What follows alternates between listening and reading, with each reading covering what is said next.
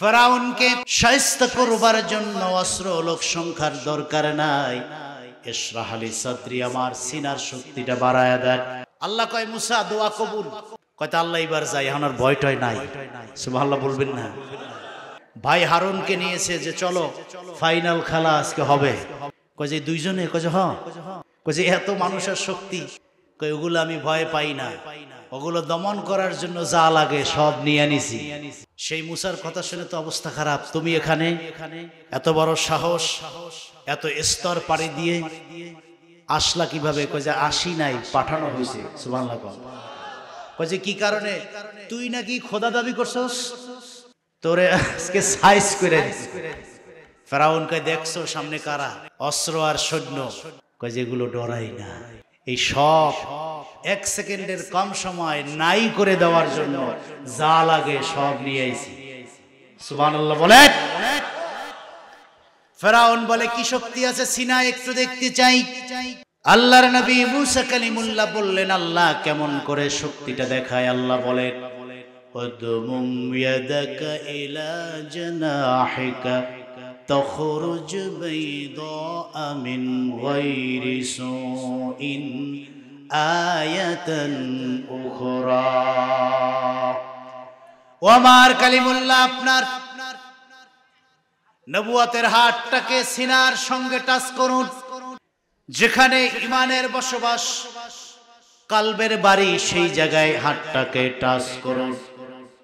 হাতটাকে যদি না মাত্র টাচ করেছেন, ঈমানের পাওয়ার হাউস থেকে শক্তি চলে গেছে হাতে। ভালো বলেন। আল্লাহ বলেন এবার ফেরাউন আর তার সৈন্যবাহিনী জাদুকরের সামনে হাতটাকে প্রেস করুন।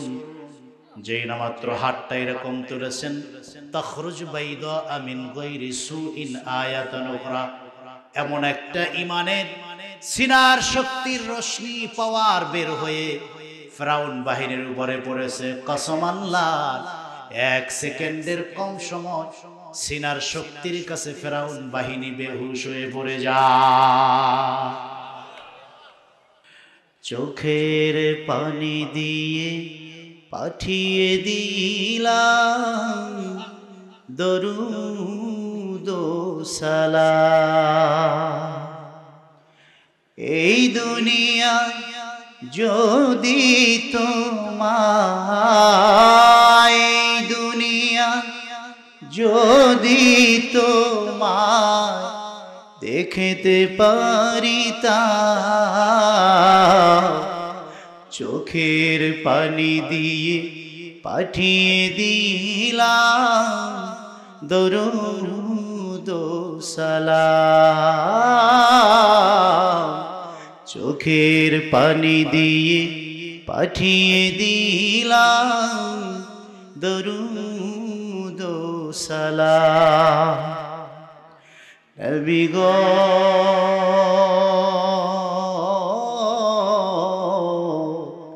মোদের ছেড়ে দূর মদিনা কেমনে গো থাকো, মোদের ফেলে দূর মদিনা কেমনে গো থাকো। শেষ যুগের উম্মত মোরা, দুনিয়াটা ফিতনা ভরা। শেষ যুগের উম্মত মোরা, এই দুনিয়াটা ফিতনা ভরা। হাতে ধরে না বাঁচালে নবী গো, হাতে ধরে না বাঁচালে কঠিন জাহান্নাম। চোখের পানি দিয়ে পাঠিয়ে দিলাম দরুদ ও সালাম। চোখের পানি দিয়ে পাঠিয়ে দিলাম দরুদ ও সালাম। এই দুনিয়ায় যদি তোমায় নবী গো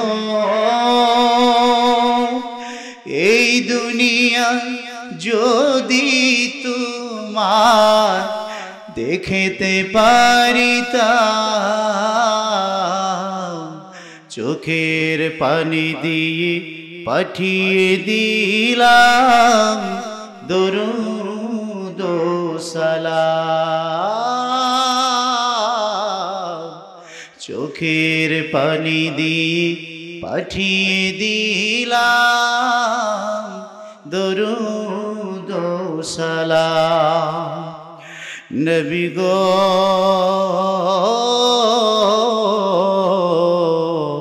মোদের ছেড়ে দূর মদিনা কেমনে গো থাকো মোদের ফেলে দূর মদিনা কেমনে গো থাকো তুমি যে নাই তাই তো মোরা ছাড়ছি কোরআন ছাড়ছি হেরা তুমি যে নাই তাই তো মোরা ছাড়ছি কোরআন ছাড়ছি হেরা কাফের হাতে খাইছি জি মার কাফের হাতে খাইছি জি মার দুনিয়া তামাম চোখের পানি দিয়ে পাঠিয়ে দিলাম দরুদ ও সালাম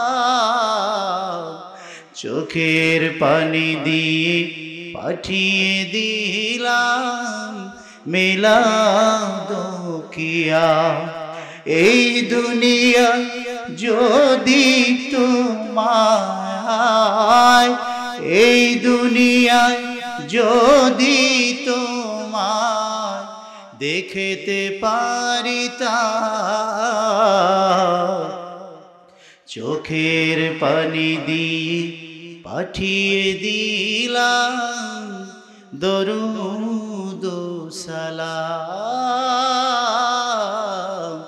চোখের পানি দিয়ে পাঠিয়ে দিলাম দরুদ ও সালাম মাশাআল্লাহ লা ইলাহা লা ইলাহা হাসবি রাব্বি জাল্লাল্লাহ মা ফি কলবি সবাই হাসবি রাব্বি জাল্লাল্লাহ ও মা ফি কলবি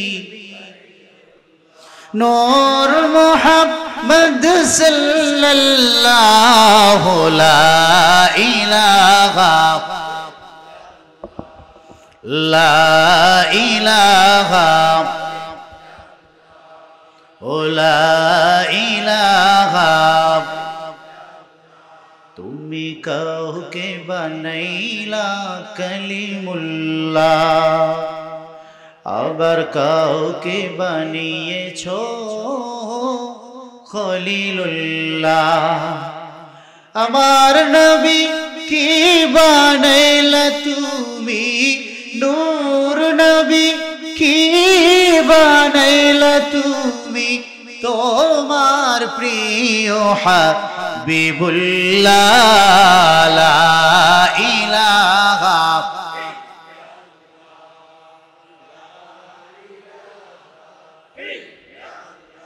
জোরে লা ইলাহা ও লা ইলাহা নামাজ রোজা ছাইড়ো না মা বাবাকে ভুইলো না তোমরা নামাজ রোজা ছাইর ও মা বাবা কি জন্নতবাসী হইতে চাইলে জন্নতবাসী হইতে চাইলে হও নবীজির দেওয়ানা লা ইলাহা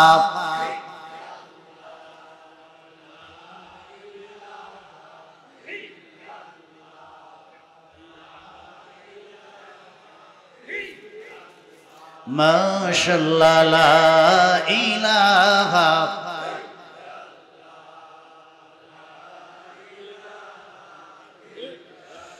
नीके होने अल्लाह सड़ा ला इलाहा हो ला इलाहा फूलेर घ्राणे घ्राणे ओलिर गुंजरणे ओई नामेरी सुगंधे मा अल्लाह नामेर सुरभि मा হয় যে মা তোমার লা ইলাহা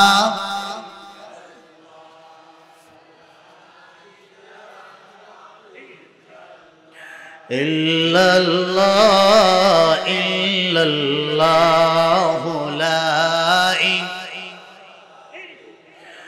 لا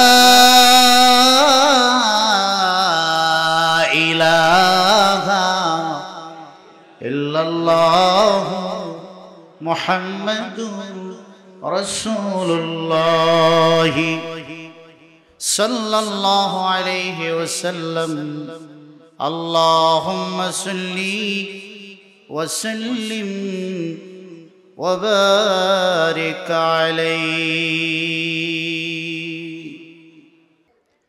মহান মনিবের দরবারে কালেমাত শুকর আদায় করছি জবান খুলে সকলে একবার পড়ি আলহামদুলিল্লাহ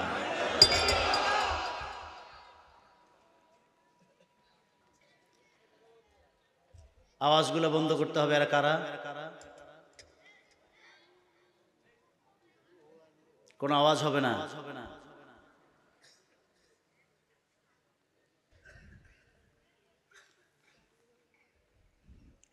রাত 12টা পার হয়েছে সহিহ বুখারীর বর্ণনা অর্ধরাত্রি পার হয়ে গেলে আল্লাহর রহমত বান্দার কাছে চলে আসে চলে বলুন আল্লাহু আকবার তার মানে 12টার আগে আর পরে এক না ঠিক ঠিক এবং 12টার পরের অংশটুকু যে দামি তার প্রমাণ আল্লাহ তাহাজ্জুদ সালাতকে 12টার পরে রেখেছে সুবহানাল্লাহ বলে যারা ওলি হয়েছেন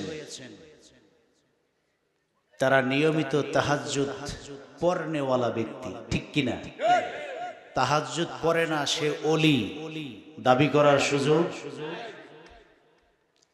তাহলে আপনারা যে মুহূর্তে বসে আছেন এই মুহূর্তটা হলো ওলি হওয়ার মুহূর্ত জোরে বলে খুশি না বেজার মহান মনিব যে এই গভীর রাতেও আমাদেরকে মোবারক মোতাবাররক এই মজলিসে বসবার সুযোগ করে দিয়েছেন এজন্য খুশি না বেজার যে যতটুকু খুশি হয়েছে জবানের আওয়াজ বুলন্দ করে মালিককে খুশি করবার জন্য আরেকবার পড়ুন আলহামদুলিল্লাহ আমার সঙ্গে পড়ুন রব্বানা লাকাল হামদ হামদান কাসীরান তাইয়িবান মুবারাকান ফীহ পড়ুন ইয়া রাব্বি লাকাল হামদু ওয়া লাকাশ শুকরু কামা ইয়ানবাগি লিজালালি ওয়াজহিকা ওয়া লিআযীমি সুলতানিক। আল্লাহর হাবিব বলেছেন, আউয়ালু মাই ইয়াদখুলুল জান্নাহ আল হাম্মাদুন, যারা বেশি বেশি আল্লাহর প্রশংসা আদায় করে তারা সবার আগে জান্নাতে প্রবেশ করবে। সুখে দুঃখে একজনের প্রশংসা আদায় করতে হবে, চিল্লায়া বলেন তিনি কে? আপনি যতটুকু অসুখে আছেন তার চেয়েও বেশি খারাপ থাকতে পারতেন না? তার মানে হলো ভালো এবং খারাপ সব কার হাতে? এজন্য অভিযোগ করার সুযোগ, দুঃখ করার সুযোগ, বরং যখন যে অবস্থায় থাকি কৃতজ্ঞতা একজনের, চিল্লায় বলেন তিনি কে?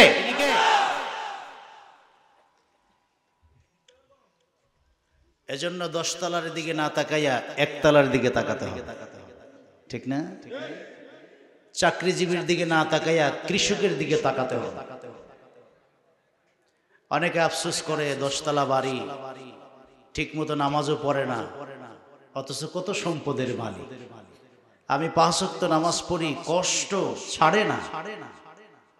অভিযোগ আছে না? আমি বলি 10 তলাওয়ালাকে টাকা, বাড়ি আর গাড়ি আল্লাহ দিয়েছে, কিন্তু 5 ওয়াক্ত সালাতের জন্য এই কপালটা আল্লাহ কবুল করে নাই, ঠিক কিনা? আপনাকে কৃষক আর রিকশাওয়ালা বানিয়েছে, কিন্তু 5 ওয়াক্ত সালাতের জন্য মালিক কপালটা কবুল করেছে।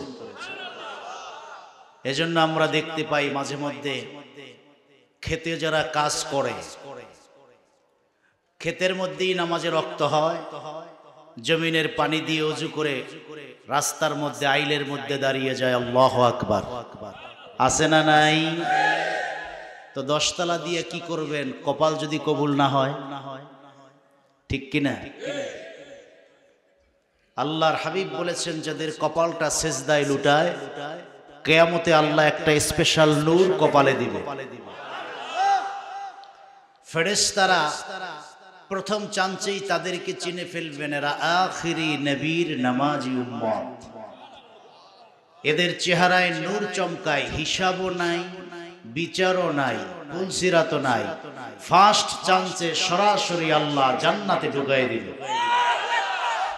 কপাল সাক্ষী দিচ্ছে সে নামাজি।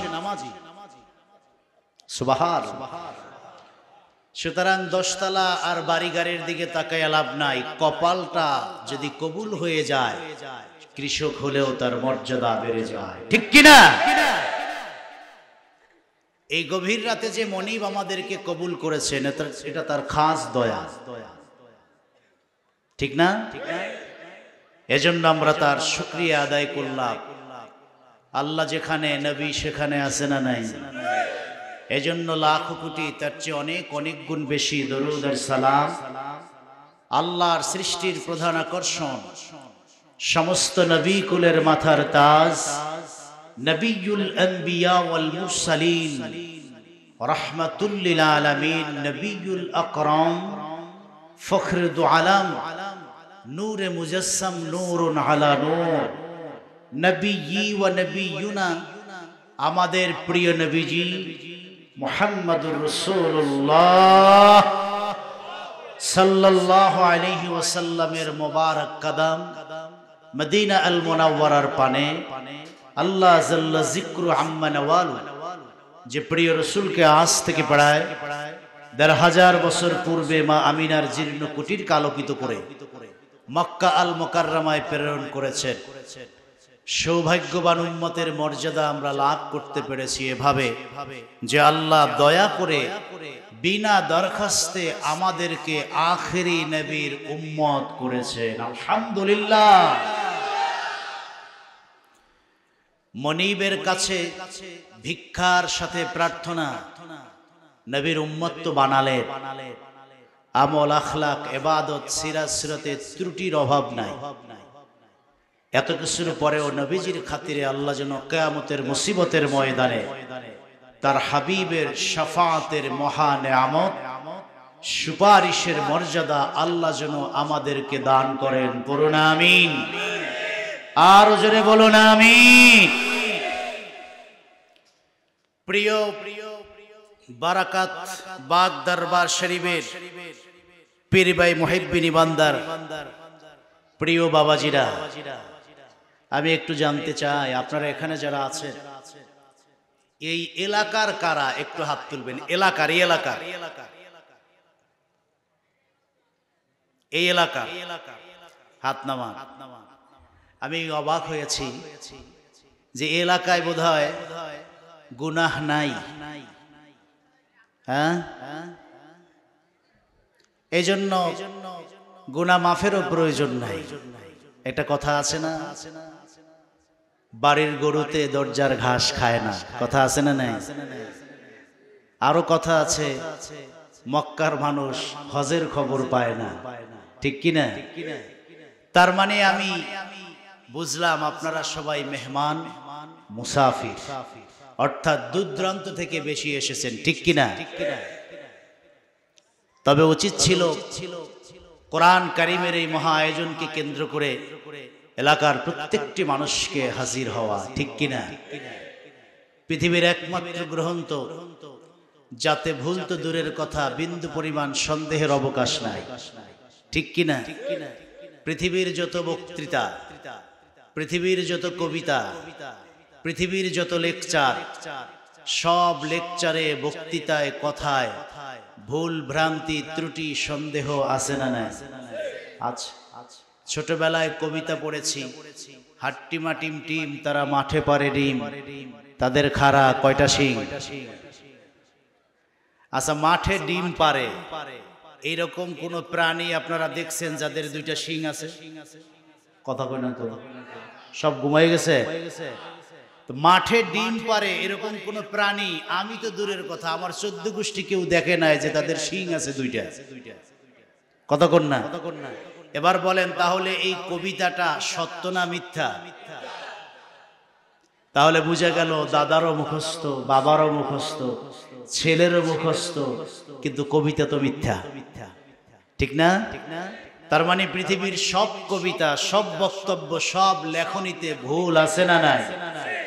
এবার বড় আওয়াজ করে বলেন, একটি কিতাব যাতে ভুল তো দূরের কথা, নোক্তা পর্যন্ত সন্দেহ করার সুযোগ নাই, সেই কিতাবটির নাম কি?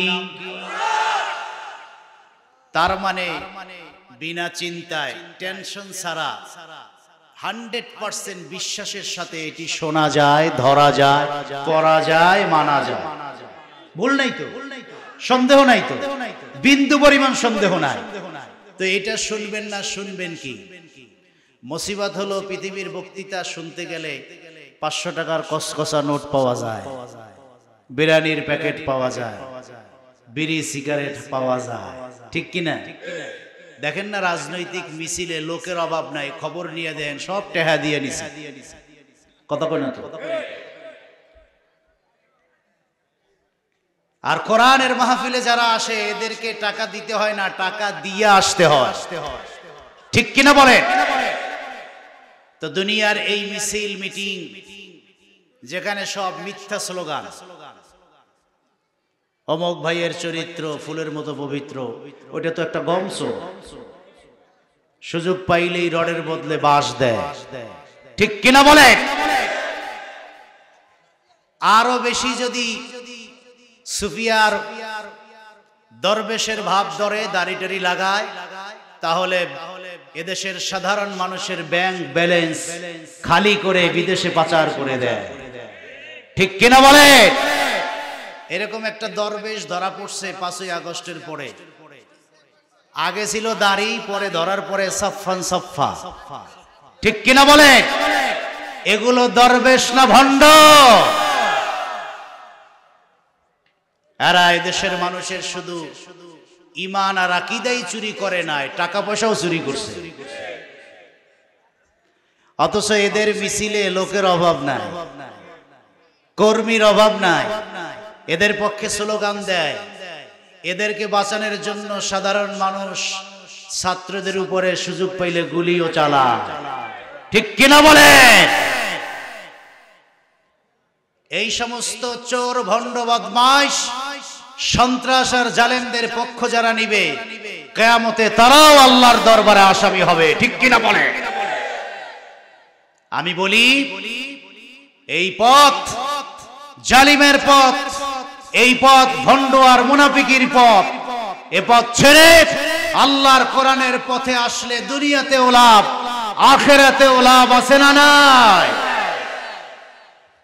আজকে বারাকাত বাগদরবার শরীফ থেকে কোরআন কারীম আহ্বান করে বলছে, ভণ্ডদের, মুনাফিকদের ছাড়ো, আমি কোরআনের ছায়াতলে আসো।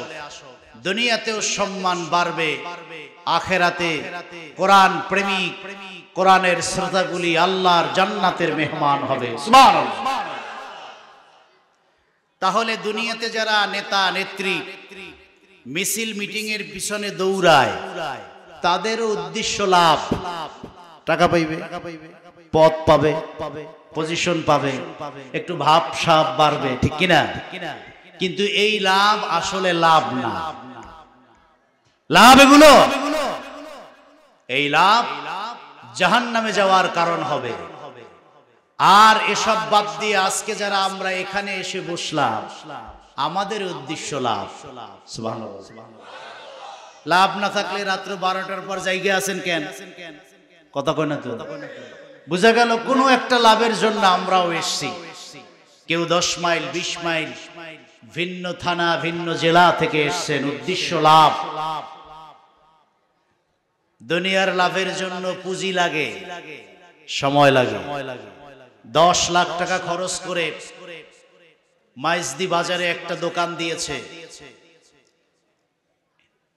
10 লাখ টাকা খরচ করে যে দোকানটা দিয়েছে, সেই দোকানে যদি সারা মাস তালা লাগায় রাখে, লাভ হবে তো?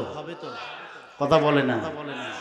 লাভ হবে তখন সকাল থেকে রাত পর্যন্ত যখন ডিউটি করবে, ঠিক কিনা? বেচা কিনা করবে। 1 মাস বেচা কিনা করার পরে এরপরে লাভ লসের হিসাব, লাভ হতেও পারে, কথা কয় না? নাও হতে পারে। বরং আমরা দেখি বহু ব্যবসায়ীর ব্যবসায় লাল বাতি জ্বলে, আমও যায়, সালাও যায়, আছে না নাই? তাহলে বুঝা গেল দুনিয়ার ব্যবসায় লাভের গ্যারান্টি। কিন্তু আমরা এখানে যারা বসছি, হাদিস সাক্ষী, কোরআন সাক্ষী, এখানে 100% লাভ হবে, সুবহানাল্লাহ বলে। বিন্দু পরিমাণ লস নাই। তবে এখানে আমরা যে লাভের আশায় বসছি তা আখিরাতের লাভ, সুবহানাল্লাহ বলে। এই লাভ নেয়ার জন্য টাকা পয়সা লাগবে না, লাখ টাকা খরচ করতে হবে না, একটু সময় লাগবে। কথা বলেন? আধা ঘন্টা, 1 ঘন্টা, 40 মিনিট যদি একটু কান দুটো খরগোশের মতো খাড়া করে কোরআন কারীমের আলোচনাটা শুনতে পারেন, আল্লাহর হাবিব ওয়াদা করেছেন 100% লাভবান হবে। গুনাহ নিয়ে আসবে খাঁটি তওবা করে, ঘরে ফিরে যাওয়ার আগে কোরআনের শ্রোতা, ওলি প্রেমিক মানুষগুলি জান্নাতি হয়ে যাবে, বলেন সুবহানাল্লাহ। দুনিয়ার নেতারা বিপদে পড়লে কর্মীদেরকে বিপদে রাইখা এক কাপড়ে বিনা গোসলে মেকআপ ছাড়া পালায়, কতক্ষণ না? যেই কর্মীরা জীবন দিল, কত স্তরের প্রোটেকশন দিল,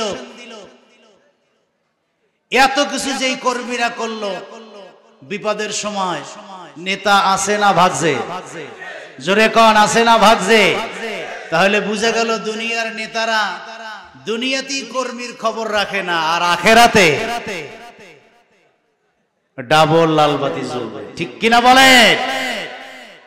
কিন্তু যে কোরআনকে শুনবার জন্য এখানে বসেছে, এ কোরআন আখিরাতে আপনাকে দেখে পালাবে না, বরং আপনার পক্ষে সাক্ষী হিসেবে দাঁড়িয়ে বলবে, আল্লাহ বারাকাত বাগ দরবার শরীফে রাত 12টার পর আমাকে শুনবার জন্য বসেছিল, আমি তাদেরকে চিনি। আমি আজকে তাদের পক্ষে তোমার কাছে সুপারিশ করি, তাদেরকে বিনা আযাবে ফাট চামচে জান্নাত দিয়ে দাও। হাদিসটি এসেছে মিশকাত আল মাসাবির মধ্যে 1963 নং হাদিস। আল্লাহর হাবিব আমার নবী ১৫০০ বছর পূর্বে তার জান্নাতি জবান মোবারকে ইরশাদ করেছেন, ইয়াশফাউ ইয়াউমাল কিয়ামাতিল কোরআন, কিয়ামতের মুসিবতের ময়দানে আমার আল্লাহ কোরআন কারীমকে মানুষের ভাষায় কথা বলার যোগ্যতা দান করবেন।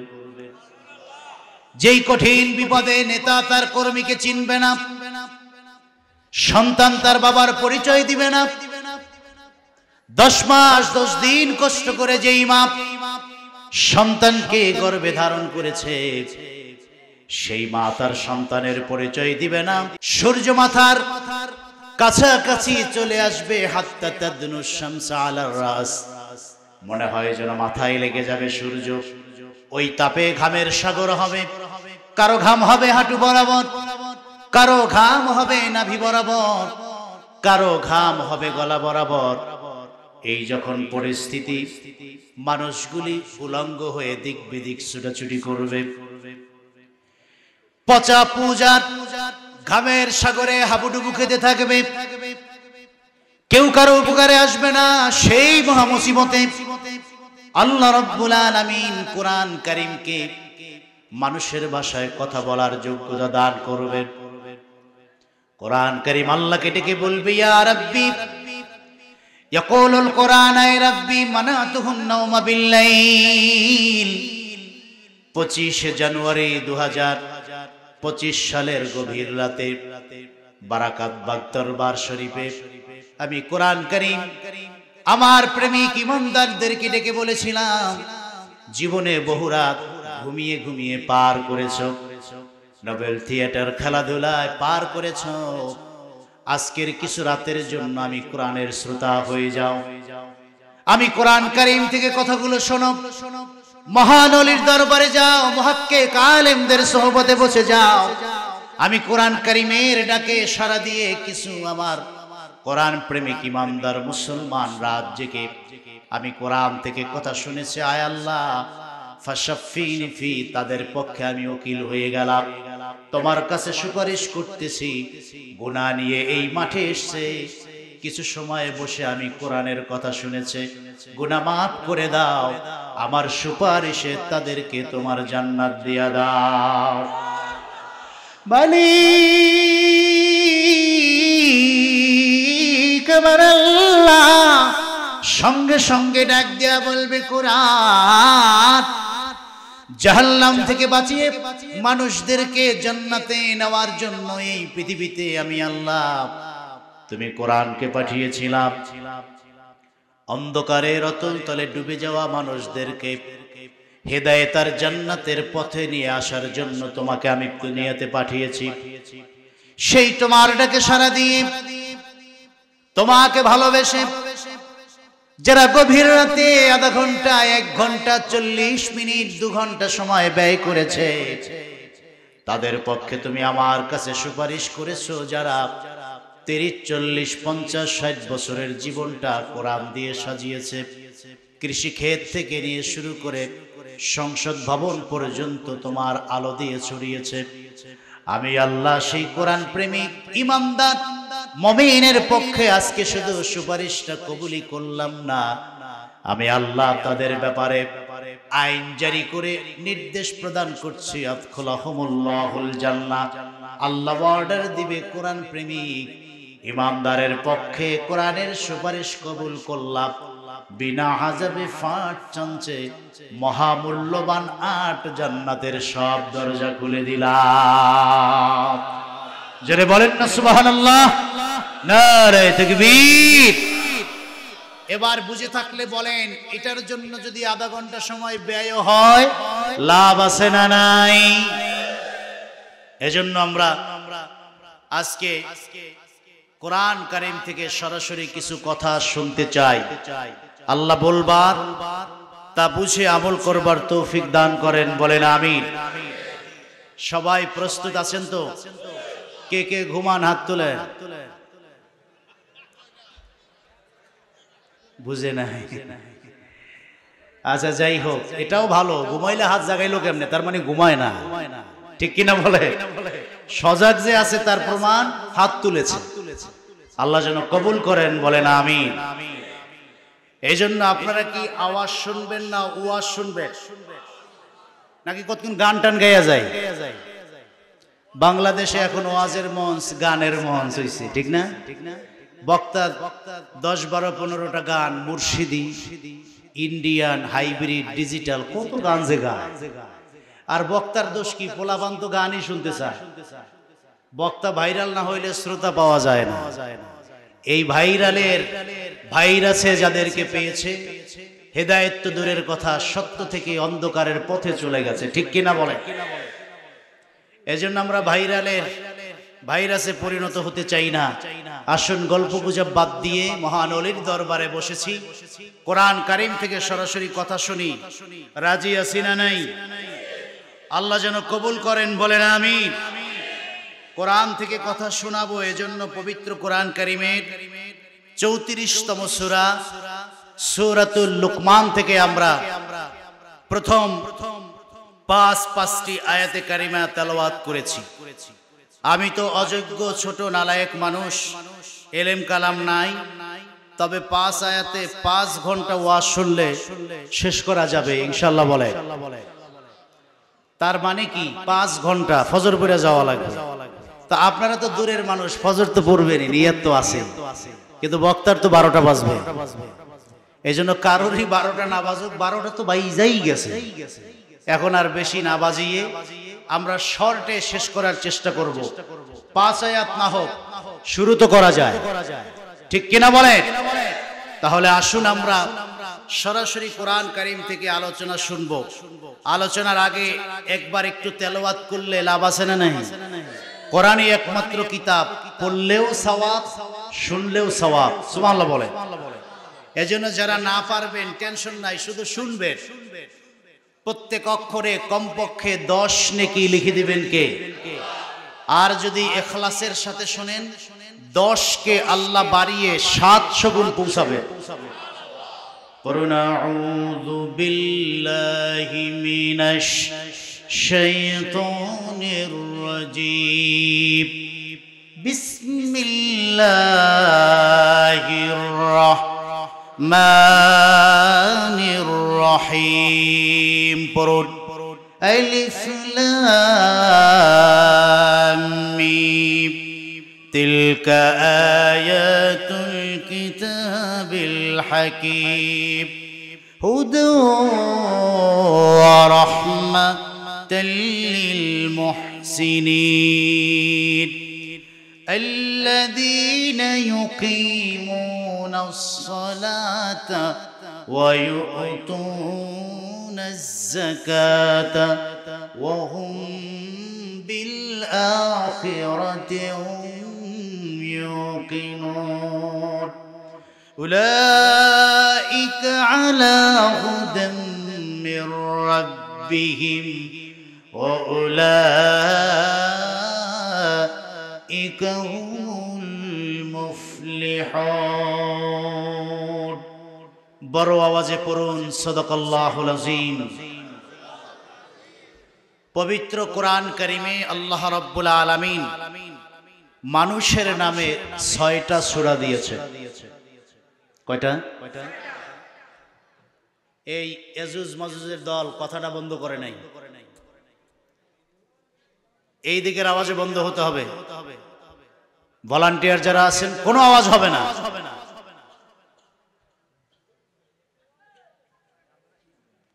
তারা ওয়াজ শুনবে না, আমাদেরকে শুনতেও দিবে না, তা তো হতে পারে না। পবিত্র কোরআন কারীমে মানুষের নামে সূরা কয়টা? 6 জন মানুষের মধ্যে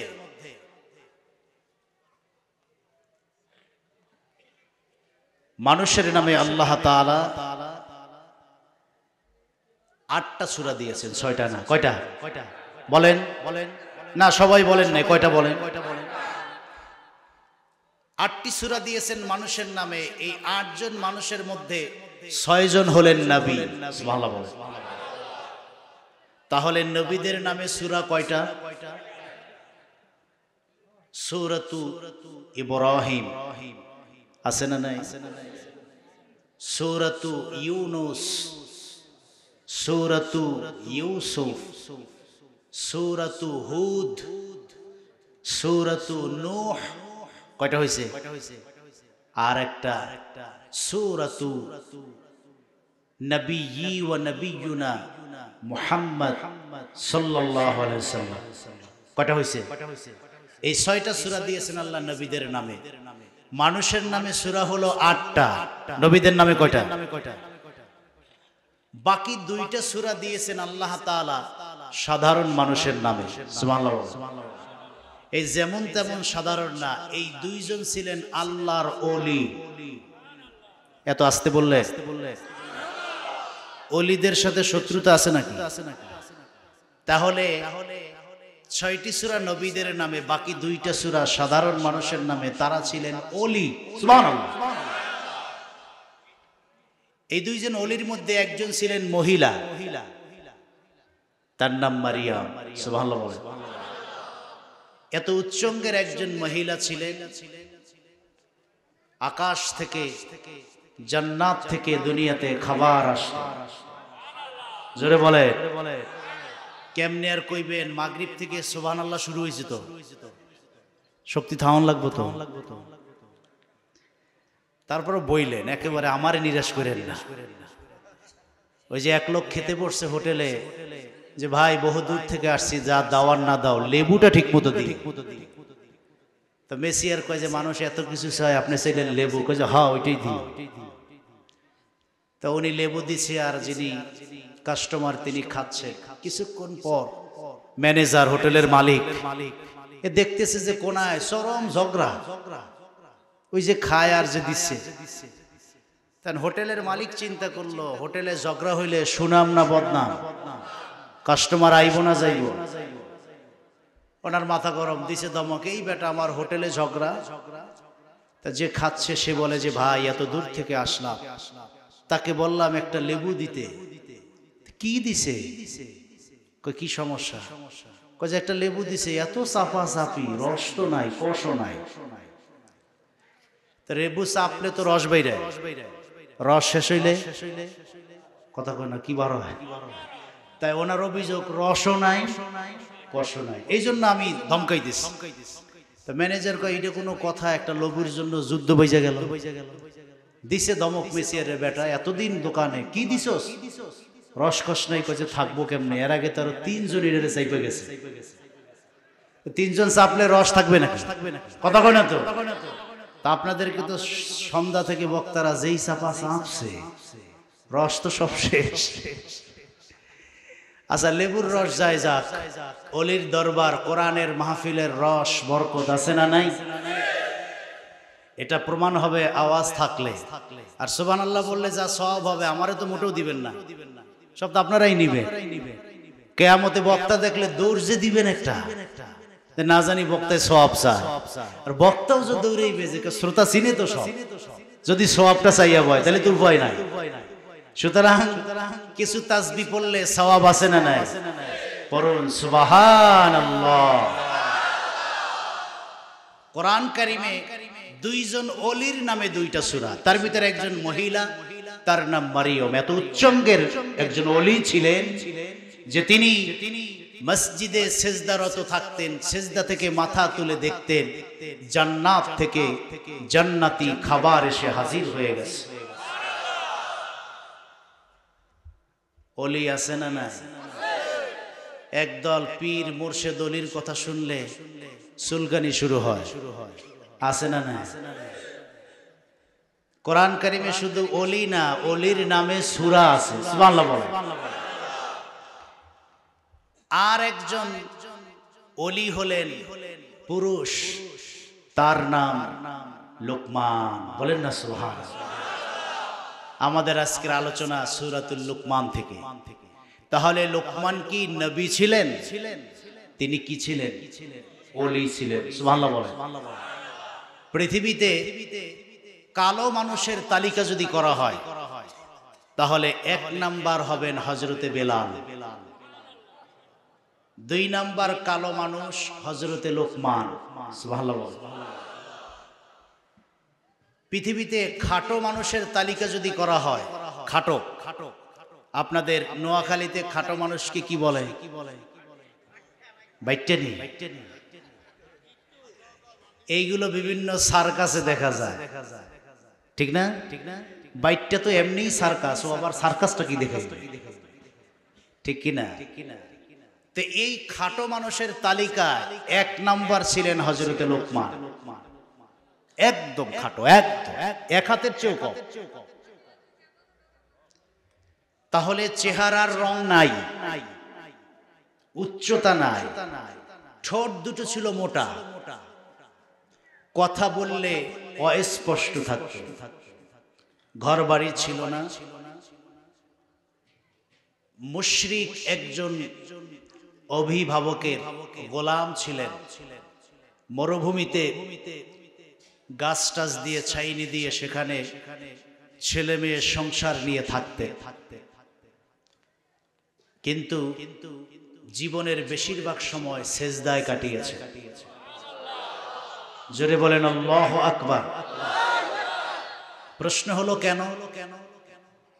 তার একটি মাত্র কারণ, লোকমান বলতেন, আল্লাহ চাইলে তো আপনি আমাকে খড়কুটাও বানাতে পারতেন, চাইলে তো আপনি আমাকে এই মরুভূমির বালু বানাতে পারতেন, চাইলে তো গাছ বানাতে পারতেন, মানুষ কেটে কেটে লাকড়ি বানাতে, চাইলে তো আপনি আমাকে গরু ছাগল বানাতে পারতেন, প্রয়োজনে মানুষ জবাই করে গোশত হিসেবে খাই, আপনি যে আমাকে মানুষ বানালেন, কিয়ামত পর্যন্ত সেজদায় পড়ে থাকলে শুকর আদায় হবে না। এই কথা ভেবে ভেবে সেজদায় জীবনটা কাটিয়েছে। সুবহানাল্লাহ। রব্বুল আলামিন বলেন, লোকমান তোমাকে নিয়ে গবেষণা করলে বর্ণনা দেয়ার কিছুই তোমার মাঝে নাই, না তোমার চেহারা আছে, না তোমার সৌন্দর্য আছে, না তোমার গায়ের রং আছে, না তোমার দেহের উচ্চতা আছে, না ভালো করে কথা বলতে পারো, না ঘরের মালিক আর বাড়ির মালিক। পৃথিবীর গরিব মানুষের তালিকায় নিচের দিকে তোমার নাম। ও লোকমান, কিছুই আমি আল্লাহ তোমাকে দেই নাই, এরপরেও জীবনের বেশিরভাগ সময় সেজদায় পড়ে আমি মালিকের কৃতজ্ঞতা আদায় করো। আমি আল্লাহ এত বেশি খুশি হয়ে গেলাম, সাধারণ মানুষ থেকে ওলির তালিকায় নাম শুধু তুলি নাই, আখেরি নবীর উপরে নাজিল হওয়া তার কোরআনে তোমার নামে সূরা দিয়ে দিলাম। গায়ের রং একটু ফর্সা হইলে এলাকায় ঠেলায় থাহুন যায় না, আসেনি? সুন্দর তো হ্যাঁ। আর যদি ময়দা টয়দা মাইখা আমার বোনরা সুন্দর হইতে পারে, তাইলে তো মোটামুটি এলাকার সব ছেলে গরম, ঠিক নেই? তার মানে বুঝা গেল পৃথিবীতে সুন্দরের অহংকার আছে না নাই? একটু মোটা ছোট হইলে আছে না নাই? বুঝা গেল কোনো না কোনো কারণে মানুষ অহংকার করে। স্বাস্থ্য, দেহ, সুস্থতা, অর্থ, সম্পদ, চেহারা, রং, টাকা পয়সা, ক্ষমতা, চেয়ার, অহংকারের শেষ নাই। কিন্তু অহংকারীদের কোনো স্থান আল্লাহর কোরআনে নাই। আছে? ফেরাউন অহংকারী ছিল, ইতিহাসের নিকৃষ্ট কুকুরে পরিণত হয়েছে, ঠিক কিনা বলে? আর লোকমানের কিছু ছিল না, কিছু নাই, কিন্তু আল্লাহ এত ভালোবেসেছেন, ওলি বানিয়েছেন, কোরআন কারিমে তার নামে একটা সূরা দিয়েছেন। সুবহানাল্লাহ। আল্লাহর পক্ষ থেকে ইলহাম আসলো হযরত লোকমানের কাছে। নবীদের কাছে আসে ওহী, যারা আল্লাহর প্রিয় ভাজন, প্রিয় বান্দা হয়, ওলি হয়, তাদের কাছে আসে আল্লাহর পক্ষ থেকে ইলহাম। ঘুমন্ত অবস্থায় ইলহাম আসলো, আল্লাহ বললেন, লোকমান, নবুয়াত অথবা হিকমতের প্রস্তাব আমার পক্ষ থেকে, একটু ভালো করে বুঝে শুনে বলো তুমি কোনটা নিবা। নবুয়াত চাইলে নবুয়াত দিব, হিকমত চাইলে হিকমত দিব। দিন যায়, রাত যায়, সপ্তাহ যায়, চিন্তার গবেষণা করে জবাব দেয় আল্লাহ। ভালো করে বুঝে দেখলাম, চিন্তা করে দেখলাম, রাখাল ঘর নাই, বাড়ি নাই, চেহারা নাই, সৌন্দর্য নাই, বর্ণনা দেওয়ার মতো কোনো কিছুই নাই। তার কাছে বড় বড় দুইটি নিয়ামতের প্রস্তাব। আমি সিদ্ধান্ত নিলাম নবুয়তি চাই না, তোমার পক্ষ থেকে আমি হিকমতটা নিতে চাই। বলেন সুবহানাল্লাহ। আল্লাহ বলে, তুমি তো আসলেই বোকা। কয়ে, হ বোকা তো। ছাগল যে চড়ায়, এক হাত যে উঁচা, কথা কইতে পারে না, এটা বোকা না তো কে? রব্বুল আলামিন বলেন, আল্লাহর আরশের নিচে জমিনের উপরে নবুয়তের পদের চেয়ে বড় কোনো পদ নাই রে লোকমান। অথচ সেই পদটাই তুমি ছেড়ে দিয়েছো, ছোট পদ হিকমত নিলা, কারণ কি? লোকমান বলল, আল্লাহ, মানুষ আমাকে হাকিম বলে, বড় জ্ঞানী বলে, কিন্তু আমি তো বোকা। বড় জ্ঞানী যারা সবচেয়ে চুরি করে বেশি তারা, বড় পদওয়ালা যারা সবচেয়ে বড় জুলুম করে তারা, ঠিক কিনা? কিন্তু আমি তো গরিব ফকির মানুষ, বড় পদটা নিলাম না। এর কারণ হলো, এই পৃথিবীতে যাদেরকে নবী বানিয়েছেন, কারো কাছে নবুয়তের প্রস্তাব দেন নাই। কারণ নবুয়তি পাওয়াটা এটা ইলেকশনের বিষয় না, এটা হলো সিলেকশনের বিষয়। আপনি যাকে নবী বানান সে নবী হয়। যারা নবী হয়ে এসছে, কারো কাছে নবুয়তের প্রস্তাব দেন নাই, শুধুমাত্র আমার কাছে প্রস্তাব দিয়েছেন। আমার আকল আমাকে বলেছে আমার পদের প্রতি কেমন লাভ, পদের প্রতি কেমন মোহ আর লোভ, তা পরীক্ষা করবার জন্য আপনি প্রস্তাব দিয়েছেন। পদের প্রতি লোভ নাই, মোহ নাই, নবুয়তি তো প্রস্তাবের মাধ্যমে হয় না, এটা আপনার সিদ্ধান্তে হয়। এই জন্য ভেবে আর চিনতে বুঝলাম আপনি আমাকে পরীক্ষা করার জন্য প্রস্তাব দিয়েছেন, তাই নবুয়তি চাই না, হিকমতটা নিয়ে নিলাম। বলেন সুবহানাল্লাহ। আল্লাহ বলল, লোকমান, তুমি এই পরীক্ষায় পাস। সুবহানাল্লাহ। তুমি হিকমতটা গ্রহণ করেছো, তোমার এই সিদ্ধান্ত আমার কাছে এত বেশি পছন্দ হয়েছে, আমি আল্লাহ রব্বুল আলামিন তোমার এই সিদ্ধান্তের কথা কোরআন কারিমে তুলে দিলাম। রব্বুল আলামিন বলেন, ওয়ালাকাদ আতাইনা লুকমানাল হিকমাতা নিশকুর, ওয়ালাকাদ আতাইনা লুকমানাল হিকমাতা নিশকুর লিল্লাহ।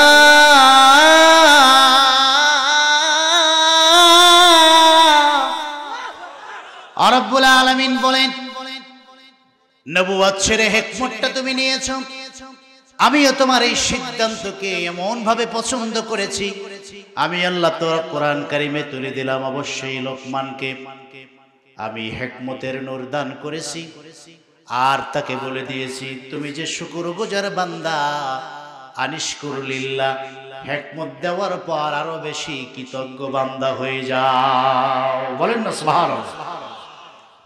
তাহলে বুঝে গেল আল্লাহর কাছে প্রিয় হওয়ার মাপকাঠি সৌন্দর্য না, আল্লাহর কাছে প্রিয় হওয়ার মাপকাঠি চেহারা না, বাড়ি গাড়ি না, সম্পদ না, ক্ষমতা না, চেয়ার না। আল্লাহর কাছে মাপকাঠি প্রিয় হওয়ার তাকওয়া, খোদাভীতি, আল্লাহর ভয়, ঠিক কিনা বলে?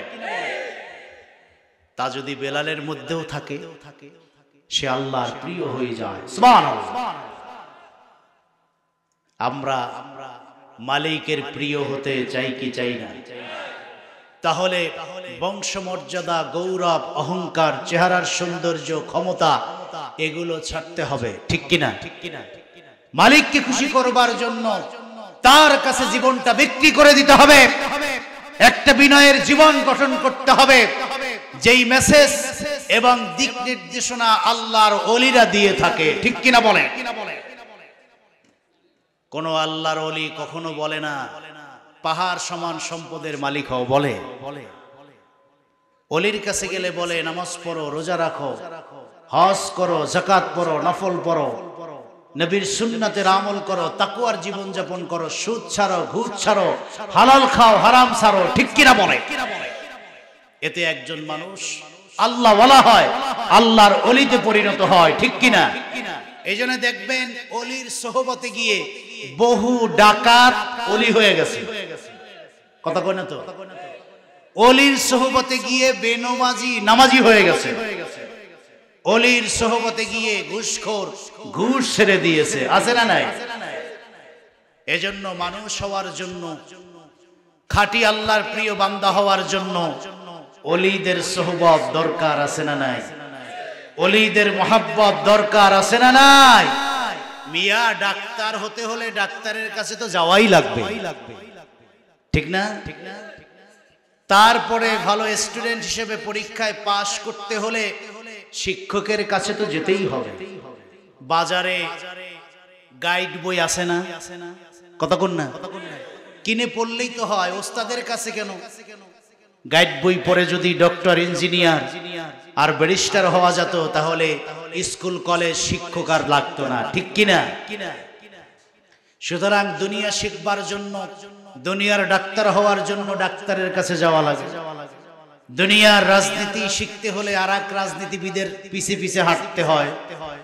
তারপরে দুনিয়াতে ইঞ্জিনিয়ার হতে গেলে আর একজন ইঞ্জিনিয়ার কাছে যেতে হয়। ঠিক আল্লাহর ওলি হতে গেলে, মকবুল বান্দা হতে গেলে, যারা ওলি হয়েছে, প্রিয় বান্দা হয়েছে, তাদের কাছে যেতে হয়, ঠিক কিনা বলে? আপনারা ভাগ্যবান, তেমন একজন মহান ওলির সোহবতে এসেছেন। আমি দোয়া করি আল্লাহ যেন এই সোহবত নাজাত, আখিরাতের মুক্তি, জান্নাতের ওসিলা হিসেবে কবুল করেন, বলেন আমিন।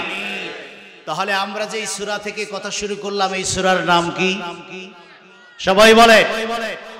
তিনি ছিলেন একজন ওলি, সুবহানাল্লাহ। কোন পর্যায়ের ওলি? যে যার নামে কোরআনে সূরা দিয়েছেন কে? তাহলে কোরআন কারিমে ওলিদের অস্তিত্ব আছে না নাই? এজন্য আল্লাহ রাব্বুল আলামিন বলেন, আলা ইন্না আউলিয়া আল্লাহি লা খাউফুন আলাইহিম ওয়ালা হুম ইয়াহজানুন।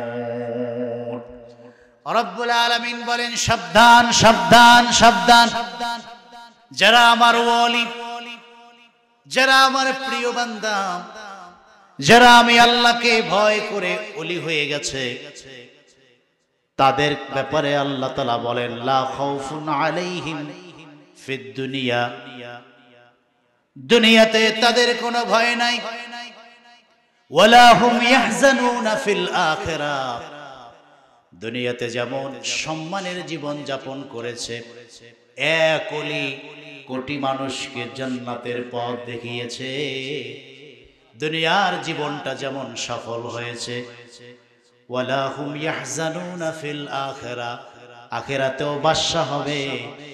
আল্লাহ বলেন, দুনিয়াতে ভয় নাই, আখিরাতে কোনো চিন্তা তাদের নাই। জোরে বলেন না সুবহানাল্লাহ। ওলিদের সোহবতের পাওয়ার, একজন থেকে লাখ মানুষ পথ পেয়ে যায়, ঠিক কিনা? তাহলে বুঝে গেল তাদের ভিতরে কিছু আছে না নাই? আপনারা এখানে যারা এসেছেন, মরহুম পীর সাহেবের সাথে একটা কানেকশন আছে না নাই? তিনি কয়জন? কিন্তু আজকে আপনারা ভক্ত লাখো মানুষ, তাহলে এক মানুষ থেকে লাখো মানুষ ফায়েজ পেয়েছে, রাস্তা পেয়েছে, পথ পেয়েছে, হেদায়েত পেয়েছে, জান্নাতের পথের ঠিকানা পেয়েছে, ঠিক কিনা বলে? এই জন্য দুনিয়াতেও তারা বাদশা, স্বৈরাচার পালালে মানুষ গালি দেয় যে তুই খালি ফিরায় সিরালাম, ঠিক ঠিক। অথচ ভক্তের অভাব, কথা বলেন, অভাব আছে, কিন্তু কেউ তার জন্য দোয়া করে করে আর একজন ওলি মারা গেলে আহ শুধু মানুষ কাঁদে না, আকাশ কাঁদে, জমিন কাঁদে, রাস্তা কাঁদে, গাছপালা কাঁদে যে এই রাস্তা দিয়ে ওলি হাঁটতো আর দোয়া করতো, আজকে তিনি আমাদের মাঝে নাই। তাহলে ওলিরা দুনিয়ায়ও বাদশা, ঠিক কিনা বলে? মারা যাওয়ার পর মানুষ কাঁদে, দোয়া করে, আখেরাতে বাদশা, সুবহানাল্লাহ। আর যারা দুনিয়াদার কাফের মুশরিক বেঈমান জালেম, দুনিয়াতে থাকতেও মানুষ গোপনে গোপনে বদদোয়া করে, প্রকাশ্যে তো পারে না, যদি আবার আইসা আঘাত দেয়, কথা কন না। তবে সকল মুফাসসির এটাও বলেছেন আল্লাহ তো জানেনই, আল্লাহর মাহবুব তার পেয়ারা নবীও এগুলোর অর্থ জানেন। চিৎকার করে বলেন সুবহানাল্লাহ, আর জোরে বলেন আল্লাহু আকবার। এ কথা শোনার পর কাফের মুশরিকদের জ্বালা 10 গুণ বাড়ছে। কারণ যে মুহাম্মদ সাল্লাল্লাহু আলাইহি ওয়াসাল্লাম স্কুলে পড়ে নাই, কলেজে পড়ে নাই, ইউনিভার্সিটিতে পড়ে নাই, খাতা কলম কোনোদিন হাতে নেয় নাই, কোন শিক্ষকের কাছে যায় নাই, সেও কোরআন জানে। প্রশ্ন আছে না নাই? সকল মুফাসসির একমত নবীজি পড়েন নাই, পড়ান নাই, শেখেন নাই, শেখান নাই, লেখেন নাই, লেখান নাই, স্কুলে না, কলেজে না, ইউনিভার্সিটিতে না, এর পরেও তিনি এত উচ্চঙ্গের একজন মহা পণ্ডিত ছিলেন। 30 পারা কোরআনের ফার্স্টুলা শব্দ জানেনি, এমনকি আলিফ লাম মিম যার অর্থ শুধু আল্লাহ জানেন, তার অর্থও নবী জানেন। সুবহানাল্লাহ। রব্বুল আলামিন বলেন ওয়া আল্লামাকা মা লাম তাকুন তা'লাম। ও আমার হাবিব,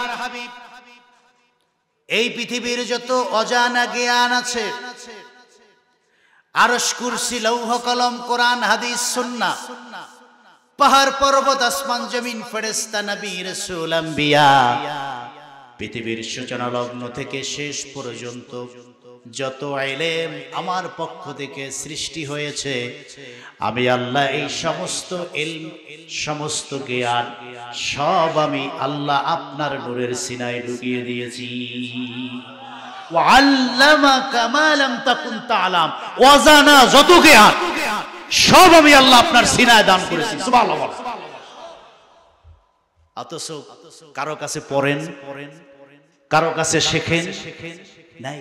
শিখবেন কেমনে? তখন স্কুল ছিল, ইউনিভার্সিটি, কলেজ, তাফসীর, কিতাব কিচ্ছু ছিল না। কিন্তু আল্লাহ বলেছেন অজানা যত জ্ঞান সব আপনার সিনায় আছে। সুবহানাল্লাহ বলেন। হুজুরের সিনায় কি পরিমাণ ইলম ছিল আপনি অবাক হবেন। 100 হাত দূরে কোন মানুষ দাঁড়ায়া মনে মনে কি পরিকল্পনা করত, সেই মনের জ্ঞানটাও এলেমটাও নবী 100 হাত দূর থেকে বলে দিতে পারতেন। সুবহানাল্লাহ বলবেন না? দেয়ালের আড়ালে বসে কিভাবে একজন, তাও নবী বলতে পারে। সুবহানাল্লাহ। সংক্ষেপে একটা কথা আমি শোনায়ে দেই। তারিখুল ইসলামের মধ্যে এসে ওমর ইবনুল খাত্তাব রাদিয়াল্লাহু তাআলা আবু জেহেল উতবা সাহেবা খেপিয়ে তুলেছে, ওমর এই মক্কার সবচেয়ে বড় জ্ঞানী তুমি একা, দ্বিতীয় নাম্বার জ্ঞানী আমি আবু জেহেল। তুমি তাওরাতের পণ্ডিত, জাবুরের পণ্ডিত, আসমানি গ্রন্থের সব জ্ঞান তোমার মধ্যে আছে এবং এই আরব্য সংস্কৃতির সমস্ত জ্ঞান তোমার মধ্যে আছে। সাহিত্যের শ্রেষ্ঠ যুগ ছিল আইয়ামে জাহেলিয়ার যুগ। এই পৃথিবীতে গানের মেলা হয়, কনসার্টের মেলা হয়, কিন্তু আল্লাহর হাবিব যেই জামানায় পৃথিবীতে এসেছেন সেই জামানায় কবিতা আর সাহিত্যের মেলা হতো। এত উচ্চঙ্গের কবি আর সাহিত্যিক তারা ছিলেন। হযরত ওমর ছিলেন সবচেয়ে বড় জ্ঞানী। দ্বিতীয় নম্বর পণ্ডিত ছিল আবু জেহেল। এই জন্য আমার নূর নবী তাহাজ্জুদের সালাতে কমন একটা দোয়া করতেন, আল্লাহুম্মা আইজ্জাল ইসলামা বিহাব্বির রাজুলাইন হাজাইন আবু জেহেল ইবনে হিশাম আও ওমর ইবনে আল খাত্তাব। আয় আল্লাহ, তোমার নূরের দরবারে ভিক্ষার হাত বাড়াইয়া দোয়া করি, এই আরব উপদ্বীপের সবচেয়ে বড় জ্ঞানী ওমর এবং আবু জেহেল, এই দুইজনের পক্ষে দোয়া করলাম, দুইজনের একজনকে আমার ইসলামের পক্ষে কবুল করে নেন। বলেন না সুবহানাল্লাহ। এই দোয়া নবী যেদিন থেকে শুরু করেছেন ওই দিন থেকে আল্লাহ পাক দোয়াটা ওমরের দিকে ঘুরাই দিয়েছে। সুবহানাল্লাহ বলেন। এরপরে হযরতে ওমর ইসলাম গ্রহণ করেন নাই, কিন্তু নবীর সঙ্গে বেয়াদবি করেন নাই। সুবহানাল্লাহ। বাবাজিরা আমার, ওমর একটু চুপচাপ, নবীর সঙ্গে বেয়াদবি করে না। আবু জেহেল বলল, ওমর বুকে বড় সাহস, সবচেয়ে বড় যোদ্ধা তুমি, তোমার সামনে মুহাম্মদ পড়ুন সাল্লাল্লাহু আলাইহি ওয়াসাল্লাম বাপ দাদার ধর্মে চুলকানি মেখে এক আল্লাহর দাওয়াত দিচ্ছে, তুমি তো প্রতিশোধ নাও না। ওমর তুমি কি নারী হয়ে গেছো নাকি, কাপুরুষ হয়ে গেছো নাকি? কথাটা ওমরের কলিজায় লেগেছে। নাঙ্গা তরবারি নিয়ে মাগরিবের পরে এশার আগে বের হয়েছে। আজকে আমার একদিন কি মুহাম্মদ সাল্লাল্লাহু আলাইহি ওয়াসাল্লামের একদিন, হাতের নাগালে পেলে কল্লাটা দুই ভাগ করে দিব। কে থামায় ওমরকে? চলতে চলতে চলতে চলতে বাইতুল্লাহর চত্বরে 100 হাত দূরে ওমর আল্লাহর হাবিব আমার নূর নবী পবিত্র এশার সালাতে নামাজ আদায় করছেন। আল্লাহর হাবিবের নূরের জবানের কোরআন কারীমের তেলাওয়াতের আওয়াজ যখন ওমরের কানে লাগে, কসম আল্লাহর, কলিজাটা ঠান্ডা হয়ে যায়, রাগ পানি হয়ে যায়। নামাজের ভিতরে আমি যাব না, একটু তেলাওয়াতটা শুনি, খুব ভালো লাগতেছে। সুবহানাল্লাহ বলবেন বাবাজিরা আমার। 100 হাত দূরে দাঁড়ানো হযরত ওমর। তখন তো বিদ্যুৎ ছিল না, পর্যাপ্ত আলো ছিল না, এমনি অন্ধকার। তারপরেও খুঁটির আড়ালে দাঁড়িয়ে আছে, না আমাকে দেখে। 100 হাত দূরে দাঁড়িয়ে দাঁড়িয়ে মনে মনে ভাবে, যেই মানুষটি পৃথিবীর কোনো প্রতিষ্ঠানে পড়ে নাই, স্কুল আর কলেজে পড়ে নাই, এই পৃথিবীতে যার কোনো শিক্ষক নাই, সেই মানুষটি কত সুন্দর করে মিলিয়ে মিলিয়ে কোরআন পড়ছে। ওমর বলল, যেহেতু প্রাতিষ্ঠানিক কোনো শিক্ষা নাই, তাহলে আমার মনে হয় জিন এসে পাশে দাঁড়িয়ে তাকে শিখায়া দেয়, জিনের কাছ থেকে শিখে শিখে কোরআনটা পড়ে। বলেন নাউজুবিল্লাহ। লেখাপড়া না করে এত সুন্দর করে যে পড়ে, শিখলো কোথায়? মানুষের কাছে যেহেতু পড়ে নাই, তাহলে জিন শিখায়। বলেন নবীজি কোরআন জিনের কাছ থেকে শিখেছেন। হযরত ওমর 100 হাত দূরে দাঁড়ানো, দেয়ালের আড়ালে, খুঁটির পিছনে। কিন্তু কেমন জানি ওমরের মনের কথাটা আমার নূর নবী জেনে ফেলেছেন। সুবহানাল্লাহ বলবেন না? সঙ্গে সঙ্গে পবিত্র কোরআন কারীমের একটি আয়াত পড়ে তিনি জবাব দিয়ে দিলেন, ইন্নাহু লাকাউলু রাসূলিন কারীম। না না, এটা জিনের শিখানো কোনো কথা না, আল্লাহর পক্ষ থেকে বার্তাবাহক জিব্রাইল আমিনের কণ্ঠে আনিত কোরআনটাই আমি পড়ি। ওমর কয়, ব্যাপার কি? আমি তো 100 হাত দূরে, জানলো কেমনে?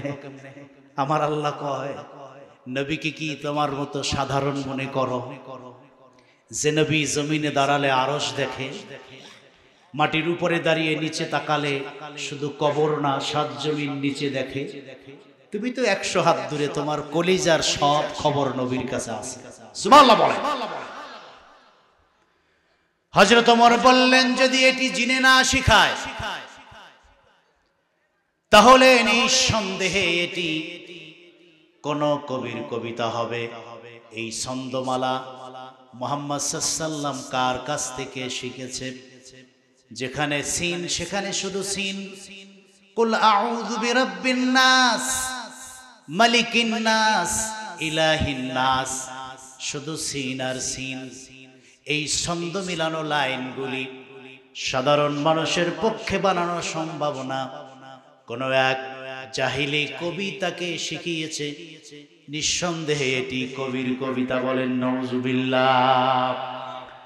মনে হয় যেন আমার নূর নবী 100 হাত দূরে দাঁড়ানো দেয়ালের আড়ালে খুঁটির পিছনে হযরত ওমরের মনের এই কথাগুলি জেনে ফেলেছেন। এই কথার জবাব কোরআন কারীমের সামনের আয়াত পড়ে দিয়ে দিলেন, ওয়ামা হুয়া বিকাউলি শাইর কলিলাম মা তুমিনুন।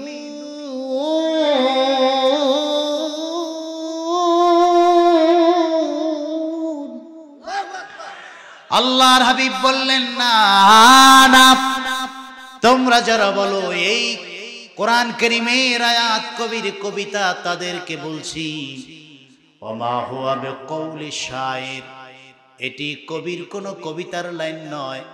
কালিলাম মা তুমিনুন, কম মানুষই এই কথার উপরে ঈমান আনবে। বলেন সুবহানাল্লাহ। তোমাদের বিশ্বাস দুর্বল, এই জন্য কবির কবিতা কম। যারা মজবুত ইমানদার তারা এটাকে কবির কবিতা বলে না। সুবহানাল্লাহ বলে। হযরত ওমর মনে মনে ভাবলেন, যা মনে কই তাই তো জবাব দেয়। এটি জিনে শিখায় নাই, কবির কোন কবিতা না। আমার মনের ভিতরে লুকাইতে এই প্রশ্নের জবাবগুলি মুহাম্মদ সাল্লাল্লাহু আলাইহি ওয়াসাল্লাম একের পর এক দিয়ে যাচ্ছেন। তাহলে নিঃসন্দেহে তিনি একজন গণক। গণকের কাজ হলো গইনা গইনা কয়, তোর এই ডইব এই ডইব কতক্ষণ। তাই নাহলে আমি 100 হাত দূরে দেয়ালের পিছনে খুঁটির অন্তরালে দাঁড়ানো আমার মনের এই কথা কেমনে জানলো? আমি তো জোরেও বলিনি, আওয়াজ করেও বলিনি। আল্লাহর হাবিবকে যেই না মাত্র গণক বলেছে, আমার নূর নবী সিনার ভিতরে আমার আল্লাহ এমন ইলম দান করেছেন, সেই ইলমের পাওয়ারে ওমরের এই কথার জবাব দিয়েছেন, ওয়ালা বিকাউলি কাহিনিন কলিলাম মা তাযাক্কারুন। না না, এটা কোনো গণকের গণনার বাণী নয়, বরং তোমরা এই কোরআন থেকে কমই উপদেশ গ্রহণ করো। ওমর তো ভেবাচেকা খেয়ে গেছে, মনের সব কথার জবাব দেয়। শেষ প্রশ্নের জবাবটাও দিয়েছেন, এটি জিনের কথা নয়, কবির কবিতা নয়, এটি গণকের গণনার বক্তৃতা নয়। আমি ওমরের সোজা প্রশ্ন, তাহলে এটি কি? আল্লাহর হাবিব পরের আয়াত পরে জবাব দিলেন, তানজিলুম মির রাব্বিল আলামিন। এবার ফাইনাল জবাবটা তোমরা শুনে নাও, এটি কবির কবিতা নয়, জিনের শিখানো কোনো কথা নয়, গণকের গণনার বাণী নয়, বরং এটি শুধুমাত্র কেবলমাত্র একমাত্র মহান রব আল্লাহর পক্ষ থেকে নাজিল হওয়া কোরআন কারীমের কথা। বলেন আল্লাহু আকবার। বুঝা গেল নবীর সিনায় আল্লাহ এমন ইলম দিয়েছেন, মানুষের মনের পরিকল্পনা খেয়াল সব আল্লাহর হাবিব আড়াল থেকে বলে দিতে পারেন। সুবহানাল্লাহ বলে। তাহলে নবী মূর্খ এটা বলা যায়? আহ, এটা আল্লাহর হাবিবের শানের সাথে বেয়াদবি, ঠিক কিনা? অনেকে বলে নবী তিনি তো আমাদের মতোই সাধারণ মানুষ। নাউজুবিল্লাহ বলবেন না। এই কথাগুলোর সাথে নবীর ইজ্জত সম্মান আদবের চরম খেলাপ হয়, ঠিক কিনা বলে? এজন্য নবীর মর্যাদার ব্যাপারে ক্লিয়ার ক্রিস্টাল কনসেপ্ট যা আল্লাহ বলেছেন, ওয়ারাফা'না লাকা যিকরাক, আমি নিজে দায়িত্ব নিয়ে আপনার সম্মান মর্যাদাকে আকাশচুম্বী করে দিয়েছি। বলেন না সুবহানাল্লাহ। কি সৌন্দর্য, কি বাগ্মিতা, কি বক্তৃতা, কি চাহনি, কি বাচন ভঙ্গি, কি চলাফেরা, কোন একটি দিক থেকে নূর নবীর সঙ্গে সৃষ্টির কারো তুলনা হয়? কি বলেন হয়? আল্লাহ বলেছেন আলিফ লাম মিম, মুফাসসির বলেছেন এগুলোর অর্থ আল্লাহ জানেন, তার নবীও জানেন। সুবহানাল্লাহ। তাহলে মুদ্দা কথা হলো 30 পারা কোরআনে প্রতিটি সূরার প্রতিটি আয়াতের প্রতিটি শব্দের প্রতিটি অক্ষরের প্রতিটি নক্তা জের জবর পেশের কি অর্থ হবে, কি ব্যাখ্যা হবে, কি বিশ্লেষণ হবে, তার পুরো এলেম আল্লাহ তার হাবিবের সিনার মধ্যে ঢুকিয়ে দিয়েছেন, ঠিক কিনা বলে? নবীদেরকে আল্লাহ এলেমটা দান করেন সিনায়। সুবহানাল্লাহ বলবেন। কোথায়? মানুষকে আল্লাহ 3 জায়গায় শক্তি দেন, দেহে, ব্রেনে আর সিনায়। কয় জায়গায়? জোরে বলে। এই যে আকাশে প্লেন উড়ে, মানুষের ব্রেনের শক্তি, ঠিক না? গরু ছাগলে কি প্লেন বানাইতে পারে? বানাইছে কে? বুঝে গেল মানুষের ব্রেনে শক্তি আছে না নাই? একই ক্লাসে পড়ে 50 জন ছাত্র, কারো রোল নাম্বার 1, কারো 50। কতক্ষণ না? একই অঙ্ক, একই স্যারে পড়ায়, একই রেজাল্ট, একজনে 10-এ 10 আর একজনে গোল্ডিন। কতক্ষণ না? অঙ্ক এক, রেজাল্ট এক, পড়াইছেও এক স্যার, একজনে 10-এ 10 আর একজনে ডিম। এই যে পার্থক্যটা কি কারণে? কতক্ষণ না? তো তাহলে বুঝা গেল ব্রেনে শক্তি আছে না নাই? একজনে ব্রেনের পাওয়ারে রোল 1 আর একজনের 50। মানুষকে 3 জায়গায় আল্লাহ শক্তি দেন, দেহে, ব্রেনে, সিনায়। তবে যারা নবী রাসূল আম্বিয়া ওলি তাদেরকে সবচেয়ে বেশি শক্তি দেন সিনায়। সুবহানাল্লাহ নাই?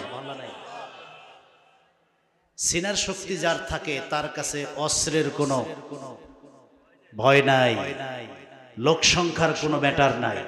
সিনার শক্তির কাছে পৃথিবীর কোন শক্তি টিকতে পারে? কি বলেন পারে?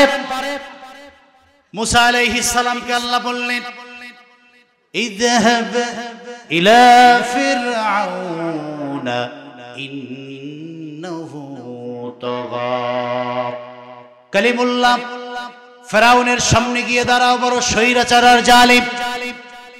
আমি আল্লাহকে অস্বীকার করেই ক্ষান্ত হয় নাই, বরং আমাকে বাদ দিয়ে নিজেকে খোদা দাবি করেছে।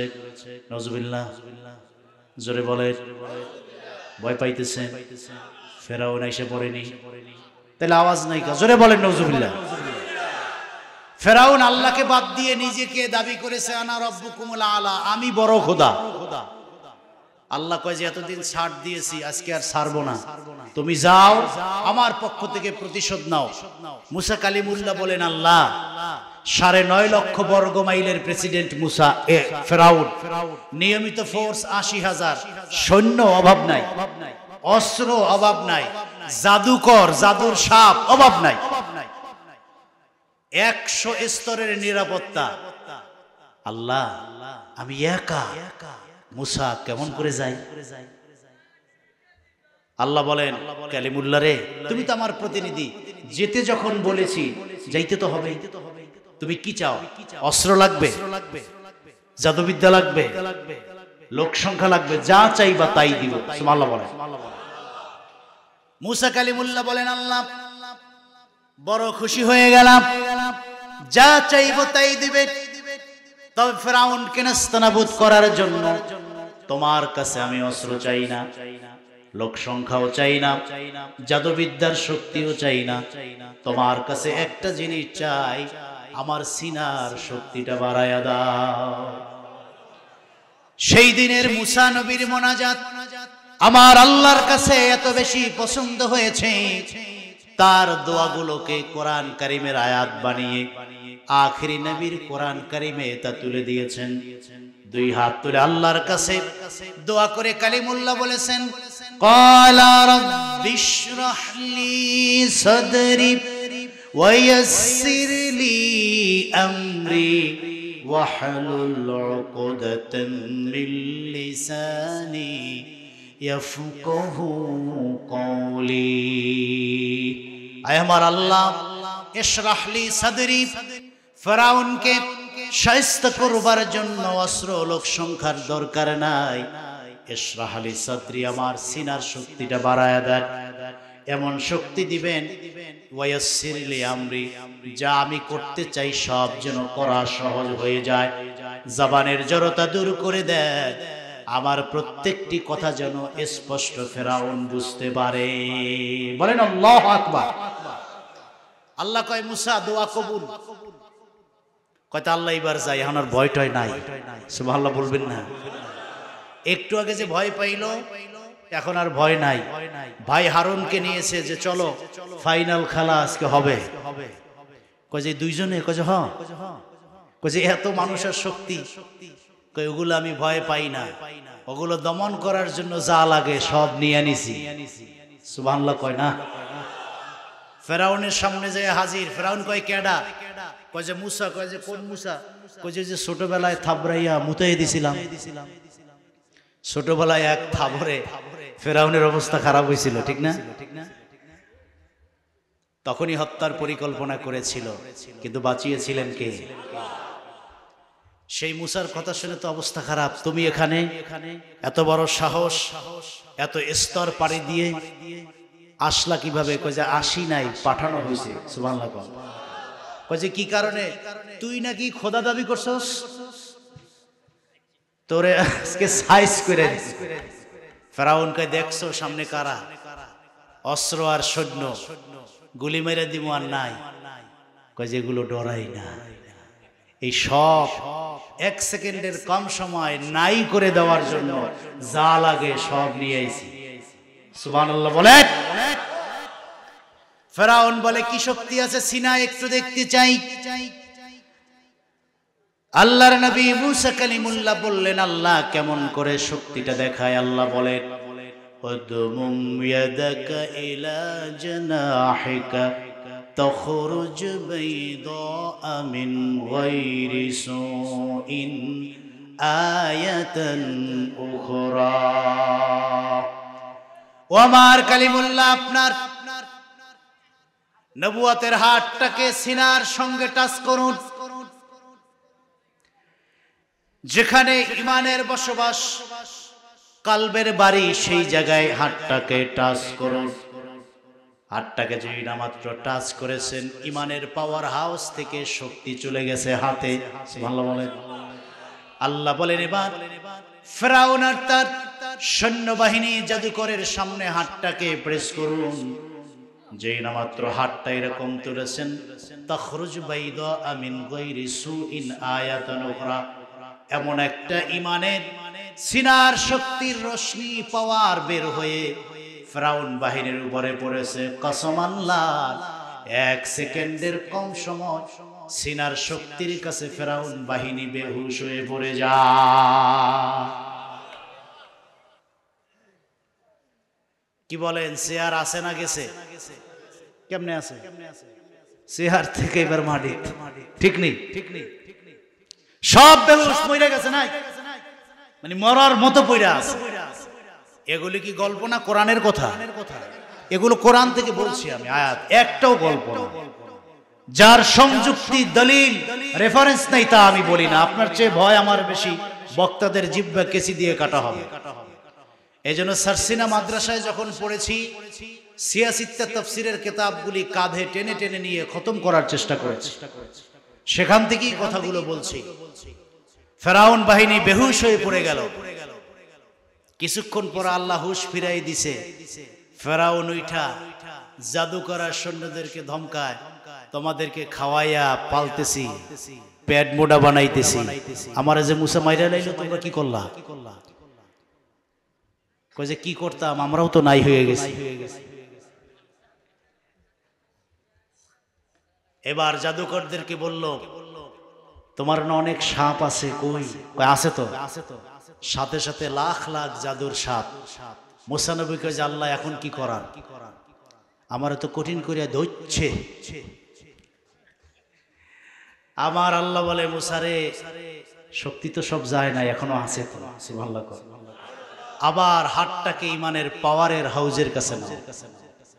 এরপরে হাতটাকে টাচ করার পর বলল যে আল্লাহ এখন, কই যে শ্বশুর লাঠি দিছে ওইটা ধরো। সুবহানাল্লাহ বলে। আল্লাহ ধরলাম। আল্লাহ বলেন আলকিহা ইয়া মুসা, এবার লাঠিটা ছেড়ে দাও। ফাআলকাহা, তিনি লাঠিটা ছেড়ে দিলেন। ফাইদা হিয়া হাইয়াতুন তাসআ, বিশাল একটা অজগর সাপ হয়ে গেল।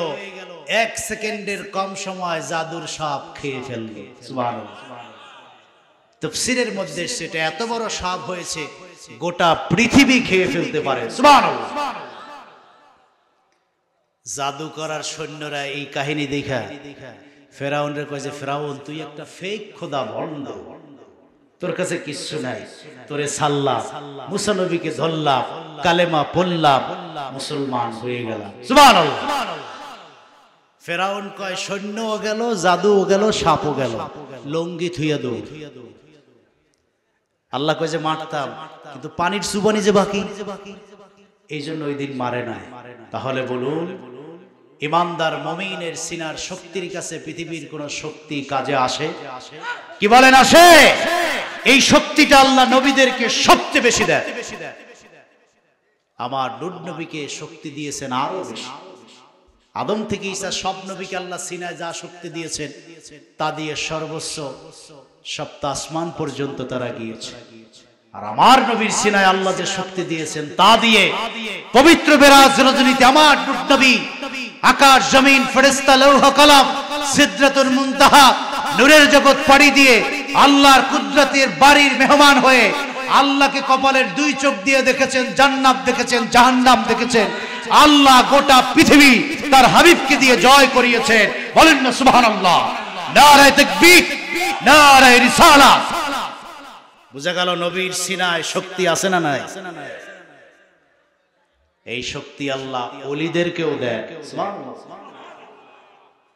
তা না হলে এক মানুষ লাখো মানুষকে পথ দেখাতে পারে? কতক্ষণ না পারে? তাহলে এই যে এক ওলির সুহবতে লাখ লাখ মানুষ পথ পেয়ে যায়, এটাকে ইলমে লাদুন্নি বলে, ইলমুল কলব বলে। এটাই ইলমে তাসাউফের শিক্ষা, এটাই তাজকিয়ায়ে নফসের পাওয়ার। ঠিক কিনা বলে?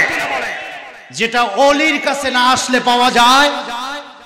সাহাবা আজমাইন নবীর কাছ থেকে ইলমটা পেয়েছেন সিনা থেকে সিনা। সুবহানাল্লাহ বলবেন? এটাই আমার শেষ কথা। 9 বছর বয়স আল্লাহর হাবিবের আপন চাচাতো ভাই আব্দুল্লাহ ইবনে আব্বাসের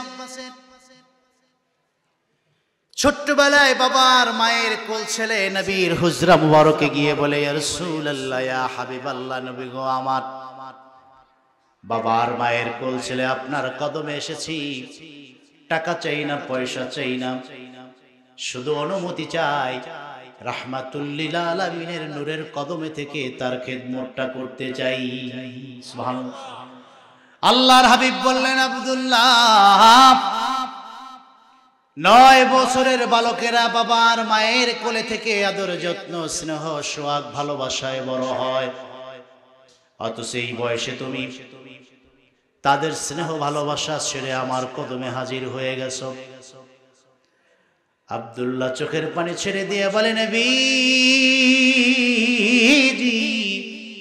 বাবার মায়ের কাছে যতটুকু ভালোবাসা পেয়েছি, 2-4-10 দিন আর 20 দিন নবীর কাছে এসে কোটি গুণ বেশি ভালোবাসা পেয়েছি। যদি অনুমতি দেন, নূর নবীর সোহবতে থেকে নবীর সঙ্গে এক জান্নাতের মেহমান হতে চাই। আল্লাহর হাবিব পারমিশন দিয়ে দিলেন।